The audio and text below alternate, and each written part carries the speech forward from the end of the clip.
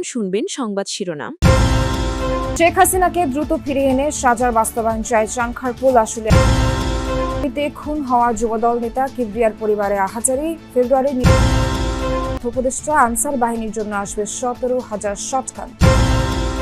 সাতক্ষীরা 2 আসনে বিএনপি প্রার্থী পরিবর্তনের দাবিতে মহাসড়ক অবরোধ। আসসালামু আলাইকুম। এতক্ষণ শুনছিলেন সংবাদ শিরোনাম, এখন শুনবেন বিস্তারিত। শেখ হাসিনার মৃত্যুদণ্ডের রায়ে সন্তুষ্টির কথা জানিয়েছেন চানখারপুলের বাসিন্দারা। ভারতে পালিয়ে যাওয়া শেখ হাসিনাকে ফিরিয়ে এনে দ্রুত এ রায় বাস্তবায়নের দাবি তাদের। 2024 সালের 5 আগস্ট চানখারপুল এবং আশেপাশের গলিতে গুলি করে হত্যা করা হয় শহীদ আনাস সহ 6 জনকে। এ হত্যাকাণ্ড সহ সুনির্দিষ্ট 3টি অভিযোগে নির্দেশদাতা হিসেবে সাবেক প্রধানমন্ত্রী শেখ হাসিনার ফাঁসির আদেশ দেন আন্তর্জাতিক অপরাধ ট্রাইব্যুনাল। রায়ের পর স্থানীয়রা স্মৃতিকাতর হয়ে পড়েন। বিভীষিকাময় ওই দিনের কথা তুলে ধরেন তারা। স্থানীয়রা বলছেন, আর কোনো সরকার যেন এমন নৃশংসতা না চালাতে পারে তা নিশ্চিতে প্রয়োজন সংস্কার।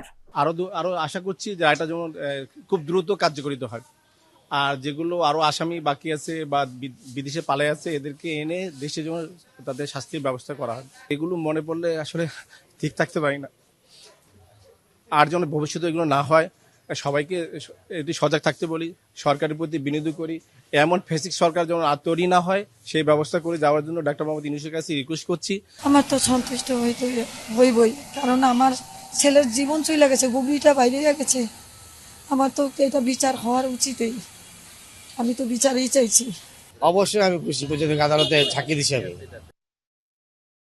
জুলাই আন্দোলনের সময় আশুলিয়ায় গুলি করে হত্যা ও মরদেহ পোড়ানোর অভিযোগে শেখ হাসিনাকে মৃত্যুদণ্ড দেওয়ার রায়ে সন্তুষ্টি জানিয়েছেন স্থানীয়রা। তারা বলছেন, এমন নৃশংস হত্যাকাণ্ডে দৃষ্টান্তমূলক শাস্তি হওয়া উচিত, যাতে সামনের দিনে কেউ আর এমন অপকর্ম করার সাহস না পায়। আশুলিয়া থানার সামনে গিয়ে দেখা যায় 1.5 বছরে জনজীবন পুরোপুরি স্বাভাবিক অবস্থায় ফিরেছে, তবে বুকের ক্ষত শুকায়নি সন্তান হারানো অভিভাবকদের। 24 সালের 5 আগস্টের স্মৃতি স্মরণ করতে গিয়ে এখনো আঁতকে ওঠেন আশুলিয়ার বাসিন্দারা। তারা বলছেন, আদালতের দেয়া রায় নজির স্থাপন হয়েছে, তবে দ্রুত সেই রায় কার্যকর হলেই শান্তি পাবে পুলিশের গুলিতে প্রাণ হারানো নিরীহ মানুষগুলোর আত্মা। পল্লবী থানা যুবদলের সদস্য সচিব গোলাম কিবরিয়ার পরিবারে শোকের মাতম। হত্যাকাণ্ডে জড়িত বাকিদের দ্রুত গ্রেফতার করে আইনের আওতায় আনার দাবি জানিয়েছেন কিবরিয়ার স্বজনেরা। দুপুরে সোহরাওয়ার্দী মেডিকেল কলেজ হাসপাতালে ময়নাতদন্ত শেষে মরদেহ আনা হয় নিহত কিবরিয়ার পল্লবীর বাসায়। এ সময় তৈরি হয় হৃদয় বিদারক পরিবেশ। পরিবারের দাবি, 2014 সালেও কিবরিয়াকে হত্যার চেষ্টা করেছিল দুর্বৃত্তরা। পুলিশের হাতে আটক জনিকে জিজ্ঞাসাবাদে জানা যাবে আসল রহস্য। নিহত কিবরিয়াকে দেখতে তার বাসায় আসেন রাজনৈতিক সহকর্মীরা। দাবি তোলেন হত্যার সুষ্ঠু তদন্ত ও বিচারের। গতকাল সন্ধ্যায় পল্লবীর স্ত্রী ব্লকে দোকানে ঢুকে খুব কাছ থেকে গুলি করে হত্যা করা হয় পল্লবী থানা যুবদলের সদস্য সচিব কিবরিয়াকে।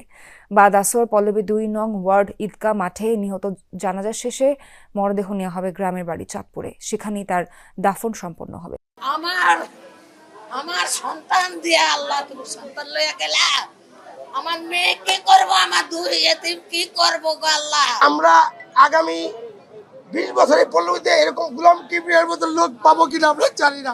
আমি এটার দ্রুত বিচার যাচ্ছি। আমার দেশে এটা যদি বিচার না তাহলে বাংলাদেশ থেকে কোনো বিচার হবে না। ও এলাকা নিজের বাড়ি তুইয়া আজকে পল্লবীতে কত বছর ওরা ওইখানেও গুলি করতে আসছিল। এটা সুষ্ঠু বিচার অবশ্যই আমরা চাই। যাকে ধরা হয়েছে একে ধরলে এর কাছ থেকে সব বেরোয় আসবে।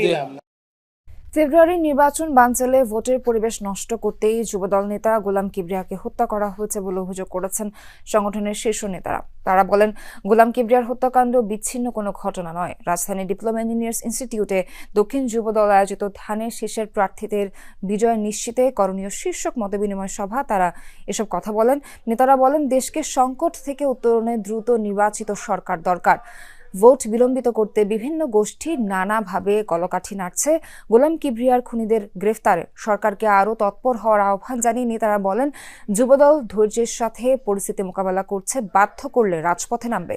এ সময় যুবদলের নেতা আগের সিদ্ধান্ত অনুযায়ী ভোট কেন্দ্রের নিরাপত্তার জন্য 40,000 বডি ওয়ার্ন ক্যামেরা কেনা হচ্ছে না, তবে কেনা হবে ঝুঁকিপূর্ণ কেন্দ্রগুলোর জন্য, যা ইসি ও স্বরাষ্ট্র মন্ত্রণালয় আলোচনা করে ঠিক করবে। দুপুরে সচিবালয় ক্রয় সংক্রান্ত উপদেষ্টা কমিটি, অর্থনৈতিক বিষয় সংক্রান্ত উপদেষ্টা কমিটির বৈঠক শেষে এসব জানান অর্থ উপদেষ্টা ডক্টর সালেউদ্দিন আহমেদ। বলেন, নির্বাচনের আগে আনসারদের জন্য কেনা হবে 17,000 শটগান। আনসারদের অস্ত্র অনেক পুরনো হয়ে গেছে বলেই নতুন শটগান কেনার সিদ্ধান্ত নেওয়া হয়েছে। অর্থ উপদেষ্টা জানান, চাহিদা থাকায় 1 কোটি পাসপোর্ট বই কেনার জন্য বরাদ্দের সিদ্ধান্ত হয়েছে। এছাড়া টিকার সংকটের বিষয়টি বিবেচনা করে ইপিআই টিকাও কেনা হবে।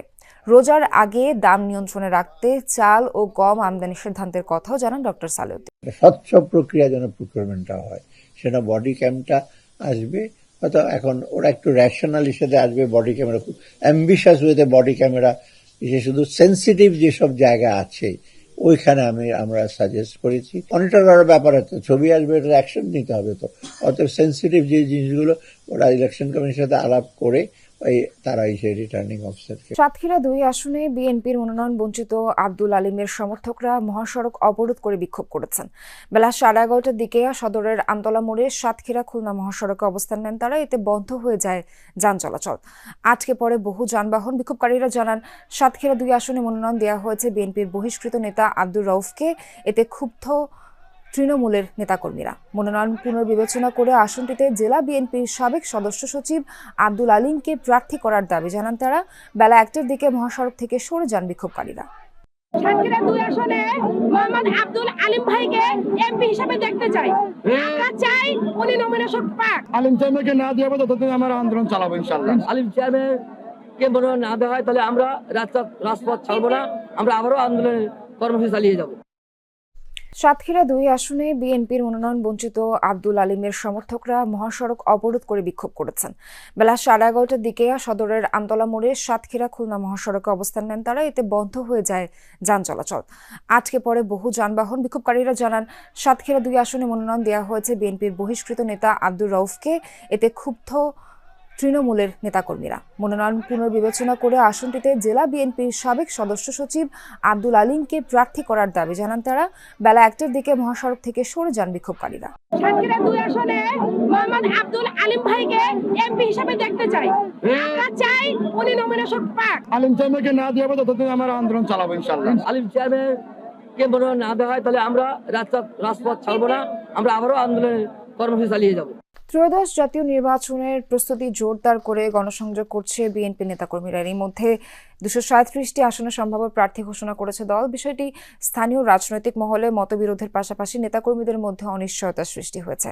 তবে সম্ভাব্য শব্দটি থাকায় আসন ভিত্তিকভাবে এখনও আশাবাদী একাধিক প্রার্থী করছেন স্বতন্ত্রভাবে কর্মসূচিও। তবে সম্ভাব্য শব্দটি আঞ্চলিক ও কেন্দ্রীয় পর্যায়ে কৌশলী বার্তা হিসেবে দেখা হচ্ছে। জামালপুরের 5টি আসনের মধ্যে 3টিতেই মাঠে সক্রিয় মনোনয়ন বঞ্চিতরা আরও জানাচ্ছেন সহকর্মী সাগর ফরাসি। ধরে নিতে হবে যে আমাদের সবচেয়ে অ্যাপ্রোপ্রিয়েট প্রার্থী তালিকা, এর মধ্যেও কিন্তু পরিবর্তন হতে পারে। গত 3 নভেম্বর সম্ভাব্য প্রার্থীদের নাম ঘোষণা করা হলেও দলের মহাসচিব মির্জা ফখরুল ইসলাম আলমগীরের বক্তব্যে কিছুটা আশান্বিত হন মনোনয়ন বঞ্চিত নেতারা।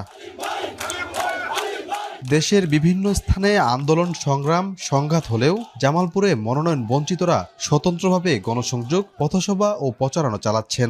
জেলার 5টি আসনের 3টিতেই বিএনপির রাজনৈতিক চিত্র এখন এমন। বঞ্চিতরা মনে করছেন যোগ্যতা বিবেচনায় অন্তর্ভুক্ত হবে চূড়ান্ত প্রার্থীর তালিকায়। বিশ্বাস রাখতে চাই মেলান্দো মাদারগঞ্জের মানুষ